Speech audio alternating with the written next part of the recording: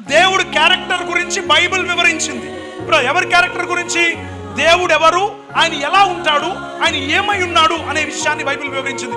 మహాగణుడును, మహోన్నతుడును, పరిశుద్ధుడును, మహాగణుడును, మహోన్నతుడును, పరిశుద్ధుడును, ప్రియులారా నిత్య నివాసి అయిన వాడు. ప్రియులారా ఏమన్నాడు? ఆయన మహాగణుడు, మహోన్నతుడు, పరిశుద్ధుడు.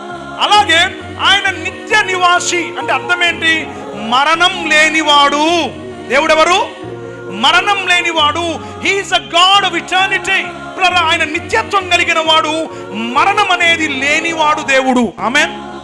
బైబిల్లో ఉన్న దేవుణ్ణి నమ్ముకునే ప్రజలు ఆ దేవుణ్ణి ఎందుకు నమ్మారు అనంటే, ఆ దేవుడు సమీపించరాని తేజస్సులో వసించుచున్న దేవుడు, అమరత్వం కలిగిన దేవుడు, ఆయన నిత్యుడు. ఆయన ఎవరు? నిత్యుడు. అంటే అర్థం ఏంటంటే మరణం లేని దేవుడు. ఆమేన్. ఏం లేని దేవుడు?